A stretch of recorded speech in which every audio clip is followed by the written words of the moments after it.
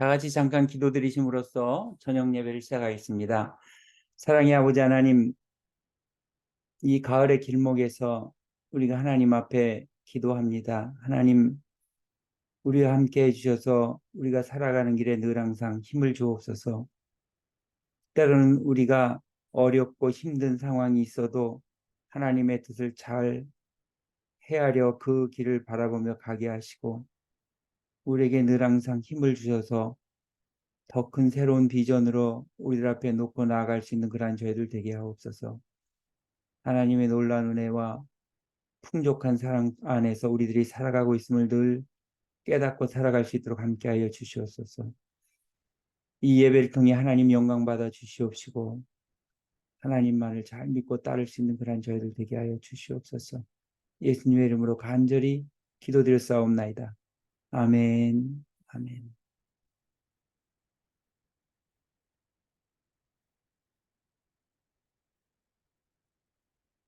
찬양을 하겠습니다.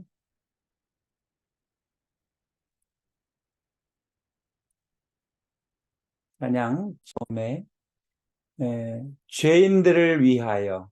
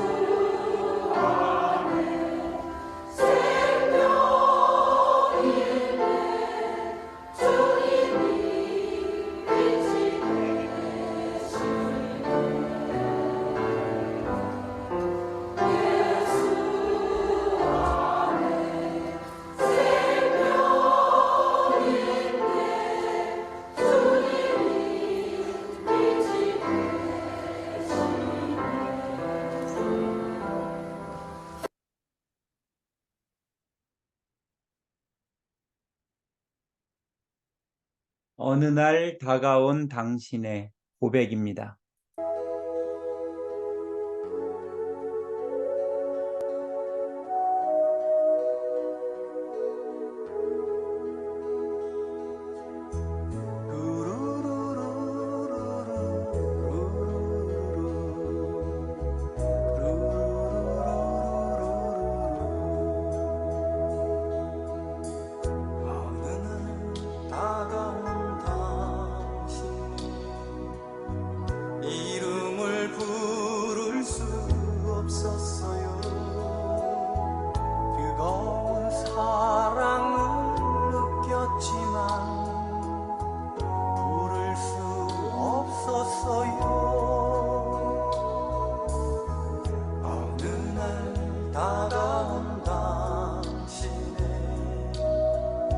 모습을 쳐다볼 수 없었어요.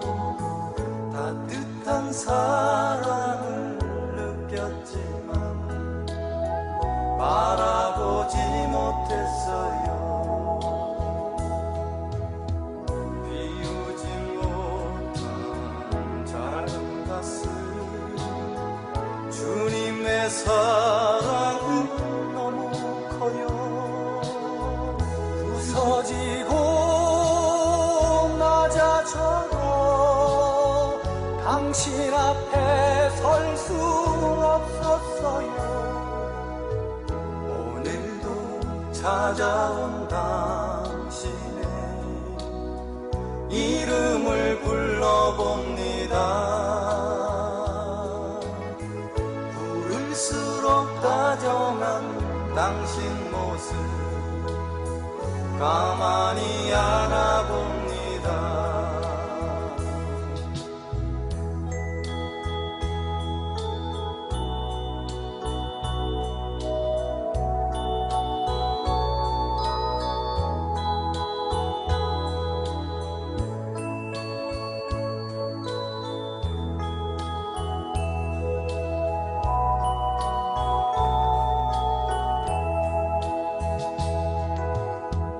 비우지 못한 작은 가슴, 주님의 사랑은 너무 커요. 부서지고 낮아져도 당신 앞에 설 수 없었어요. 오늘도 찾아온 당신의 이름을 불러봅니다.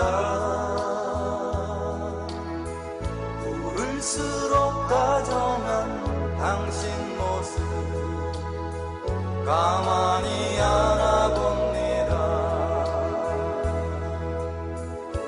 부를수록 다정한 당신 모습 가만히 안아봅니다. 가만히 안아봅니다. 가만히 안아봅니다.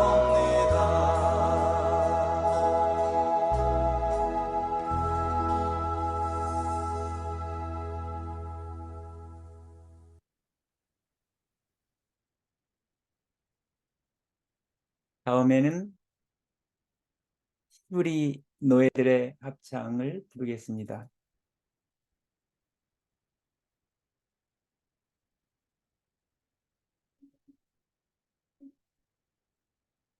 히브리 노예들의 합창은 베르디의 오페라에 나오는 그러한 곡입니다. 저 이스라엘의 민요가 아니고 이탈리아의 베르디가 유명한 오페라 작곡을 한 그 내용 중에 나오는 것입니다. 시편 137편을 모티브로 요 나부코라고 하는 그러한 말은 느부갓네살 왕을 이탈리아 말로 함축해서 나부코라고 하는 그런 표현으로 한 것입니다. 그래서 이 나부코 오페라에 나오는 히브리 노예들의 합창입니다. 한국말로 번역도 있고 한데 이때 당시 이게 작곡돼서 오페라에 올리니까 오스트리아의 강제 이탈리아가 오스트리아의 식민지 강점기로 있었던 시기라서 많은 이탈리아 국민들이 이 노래를 국민송으로 그렇게 불러서 유명해진 그러한 곡입니다. 한번 같이 곡을 보시면서 안에 한글말로 되어진 가사도 보시기 바랍니다.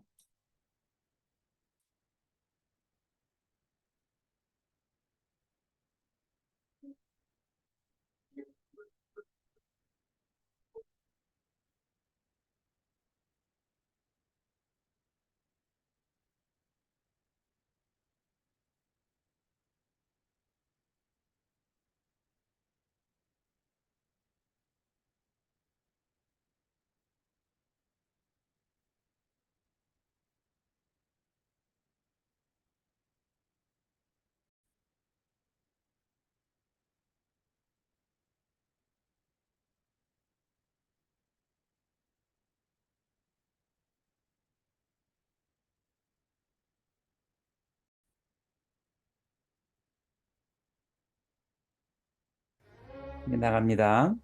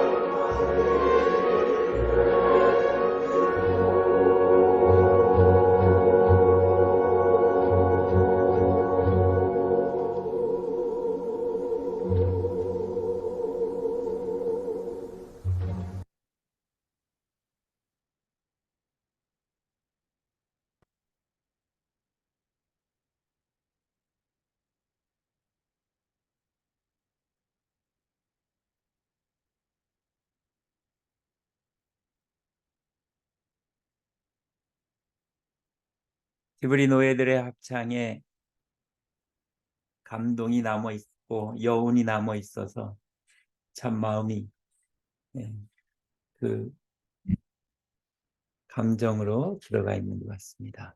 그러면은 하나님의 말씀을 봉독하도록 하겠습니다. 하나님의 말씀은 사도행전에 있는 말씀을 봉독합니다.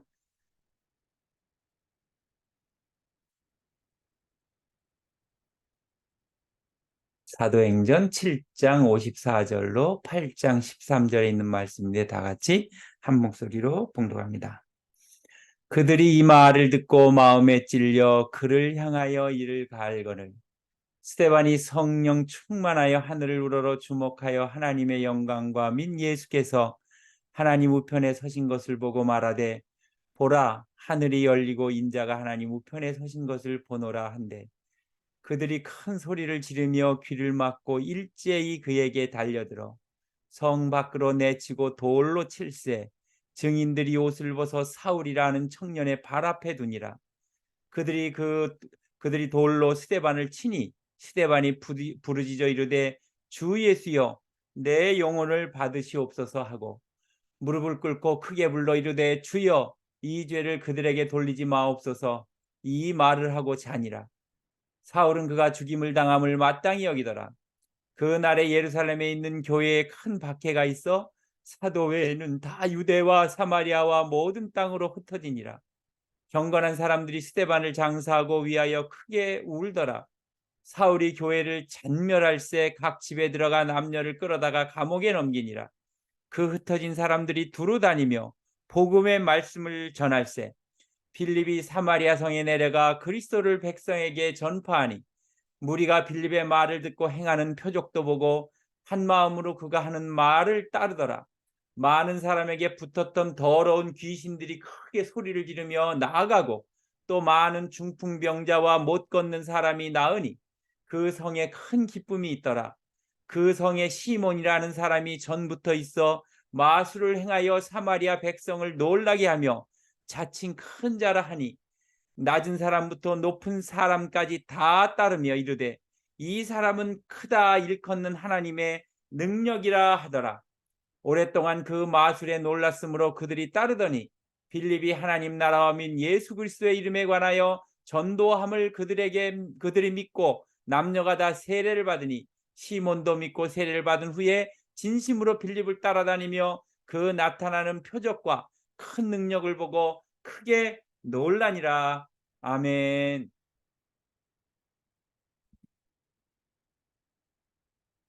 예수님의 제자들이 크리스찬, 그리스도인이라 불리게 된 역사적인 사건이 있었는데 그 사건은 다름 아닌 스데반의 순교에서 촉발되었습니다. 교회에 닥친 환란은 오히려 선교의 지평을 넓혀서 그리스도의 복음이 예루살렘을 넘어 안디옥까지 이르게 그렇게 되었습니다. 안디옥 교회 부흥으로 제자들은 이곳에서 처음으로 크리스찬, 그리스도인이라 불리게 되었습니다. 그렇다고 하면 그리스도인이라 불리게 된 사람들은 어떤 사람들일까 하는 것을 오늘 본문 말씀 통해서 봅니다. 첫 번째로 어떤 상황에도 복음을 전한 사람입니다. 그런 사람이 그리스도인이라는 얘기죠. 스데반이 순교당한 환란으로 인해서 예루살렘 교회의 제자들은 여러 지역으로 흩어졌습니다. 그러나 성령 충만한 제자들은 이러한 위기 상황을 새로운 기회로 만들었습니다. 흩어진 제자들 가운데는 저 멀리 북쪽으로 올라가 수리아의 안디옥에 이른 그러한 사람도 있었습니다. 이들은 대도시인 안디옥에서 유대인뿐만이 아니라 헬라인들에게도 열심히 복음을 전했습니다. 그 결과 안디옥에 있던 많은 사람들이 복음을 받아들이고 예수 그리스도를 믿는 역사가 일어났습니다. 이는 그들의 일을 기뻐하신 주님께서 말씀 전하는 제자들을 보살펴 주셨기 때문입니다. 그리스도인은 위기조차도 복음을 전파하는 기회로 삼는 사람입니다. 주님은 그러한 그리스도인들을 통해서 길 잃은 영혼을 주께로 돌아오게 하십니다.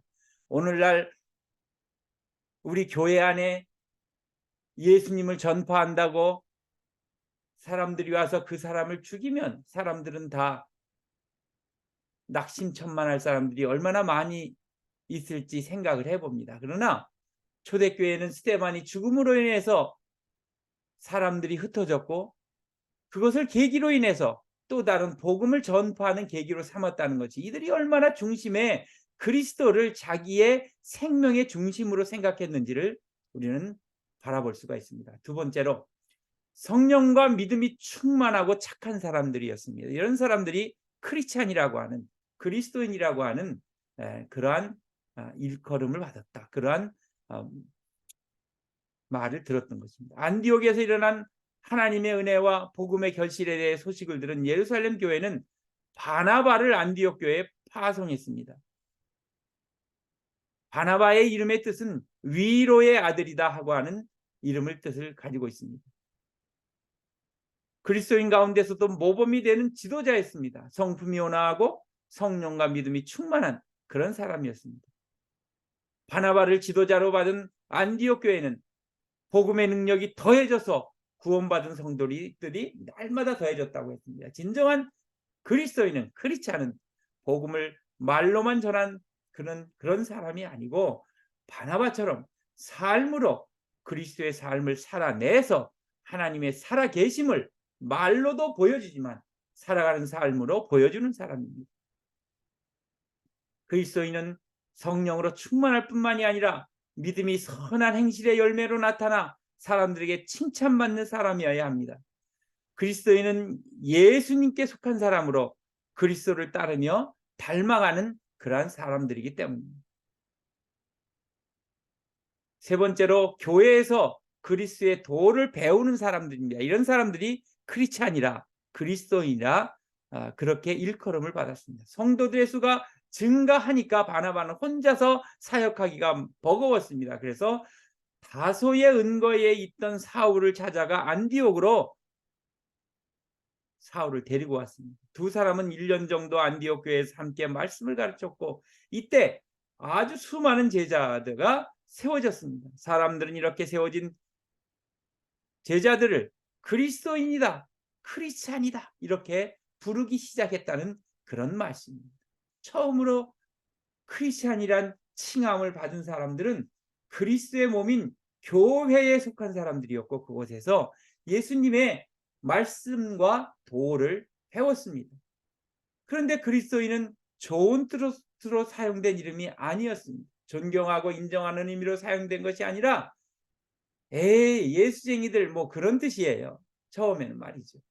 멸시하는 마음에서 예수님을 따르는 무리들 업신여기면서 그렇게 부르던 이름이었던 것입니다. 오늘날 그리스도인은 예수님을 믿고 따르는 이들을 칭하는 아름다운 호칭으로 이런 호칭이 변화됐습니다. 이 이름에 걸맞는 삶을 살아야 하는 책임이 오늘날 우리들에게 있는 것입니다. 예수님의 가르침을 믿고 따르는 그리스도인은 동시에 세상에 복음을 전하는 사람입니다. 그런데 단지 말로만 전하는 것이 아니라 성령과 믿음이 충만하여 그리스도를 닮는 선한 삶이 동반되어야 되는 것입니다. 처음 그리스도인이라 불렸던 이들도 날마다 말씀으로 자신을 돌아보고 그리스도인의 장성한 분량에 이르기까지 성장해 가야 하는 그러한 것을 가지고 있는 것입니다. 이제 잠깐 머리 숙여 묵상합니다. 교회에서 모이기가 힘들 때에 우리는 더욱 힘써야 할 일이 무엇일까? 그런 것을 우리는 생각해보고 묵상하시기 바랍니다. 두 번째로, 믿음으로 행하는 선한 일이 얼마나 우리는 이러한 일에 적극적으로 임하고 있나? 믿음으로 행하는 선한 일을 적극적으로 임하는 이런 것을 묵상하십니다. 세 번째로, 성경 66권 중에서 가장 배우고 싶은 성경이 무엇인가 하는 것도 묵상하시기 바랍니다. 그리스도인, 크리스찬이란 칭호에 합당한 선한 일들에 대해서 우리는 다 의견을 나누고 그 중에서 우리가 선택해서 한 가지 이상씩 우리들이 생각해서 실천할 수 있으시기를 바랍니다. 사랑의 아버지 하나님, 처음에 그리스도인 크리스찬은 한국 처음에 예수쟁이들 이런 뜻에 멸시하는 뜻으로 사용되었지만 오늘은 그래도 크리스찬이라고 하는 하나님의 뜻을 받들어서 이렇게 교회 안에서 잘 배우고 실천하는 사람들로 변화되어 있는 그러한 모습입니다. 얼마나 다행입니까? 우리가 기도하고 싶을 때 마음 놓고 기도하고 찬양하고 싶을 때 찬양하고 말씀 보고 싶을 때 얼마든지 말씀 보고 있는 이 너무나도 좋은 환경 속에 우리가 예수 믿는 것을 게을리하지 않게 하시고 하나님의 말씀 그리스도를 전하는 것을 게을리하지 않는 저희들 되게 하여 주시옵소서. 예수님의 이름으로 간절히 기도드렸습니다. 아멘. 주님께서 가르치신 기도합니다. 하늘 위에 계신 우리 아버지시여 이름이 거룩히 여김을 받으시오니 나라의 임하옵시며 뜻이 하늘에서 이룬 것 같이 땅에서 이루어지이다. 오늘날 우리에게 일용할 양식을 주옵시고 우리가 우리에게 죄 지은 자를 사하는 것 같이 우리 죄를 사하여 주옵시고 우리를 시험에 들게 하지 마옵시고 다만 악에서 구하옵소서. 대개 나라와 권세와 영광이 아버지께 영원히 있사옵나이다. 아멘. 네, 모두 수고하셨습니다. 그리스도 안에서 크리스찬처럼 사시다가 주일날 다시 교회에서 뵙겠습니다. 여러분 안녕히 계세요. 감사합니다.